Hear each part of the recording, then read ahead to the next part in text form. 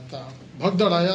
विपक्ष का कहना है कि जो है वहाँ पे अव्यवस्था देखा गया, क्या कहेंगे इसको? पहली बात कि हमारे यहाँ जो कार्यक्रम होना है उसमें कोई भगदड़ नहीं होने वाली है। भगदड़ जो महाकुंभ में हुआ वह सोची समझी और साजिश थी। साजिश का शिकार महाकुंभ हुआ, जिसमें हताहत भी हुआ, जनहानि भी हुई, और इससे थोड़ी सी सरकार को भी लोगों ने कटघरे में रखा। सरकार उस पर एक जुडिशियल कमेटी बना करके जांच करा रही है, और आप भी देख रहे हैं कि प्रतिदिन उसमें जो संलिप्त लोग हैं ऐसे लोगों की गिरफ्तारी भी हो रही है। कुछ पत्रकार साथी भी उसमें इन्वॉल्व थे, कुछ सोशल मीडिया जो संचालित करते थे वह भी उसके जिम्मेदार थे। जिन लोगों ने माहौल खराब करने का काम किया, सरकार ने उनके साथ कड़ाई से कानून का सहारा लेते हुए उसका पालन किया और ऐसे लोगों को गिरफ्तार करने का प्रयास भी किया।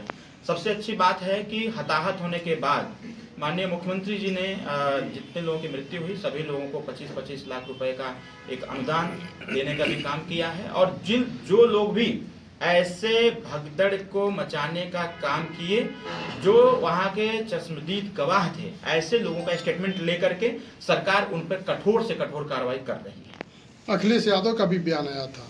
देखिए, अखिलेश यादव के बयान को मैं बहुत ज्यादा सीरियस नहीं लेता।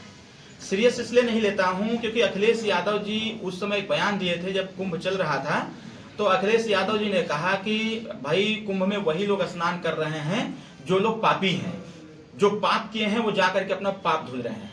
मैंने देखा कि 2 दिन बाद ही अखिलेश यादव जी ट्वीट करते हैं, ट्वीट करके यह लिखते हैं कि गंगा नदी में स्नान उन्होंने किया। फिर मेरा रिट्वीट हुआ, फिर ट्वीट हुआ, जवाब गया कि भाई आपने कौन सा पाप किया था। अखिलेश यादव जी कहे कि महाकुंभ में वही लोग जा रहे हैं जो अपने जीवन में पाप किए हैं, अपने पाप को धोने के लिए महाकुंभ में जा रहे हैं। तो अखिलेश यादव जी विगत दिनों 10-15 दिन पहले गए हुए थे, कहे मैंने 11 डुबकी लगाया। तो अखिलेश जी कौन से पाप किए थे?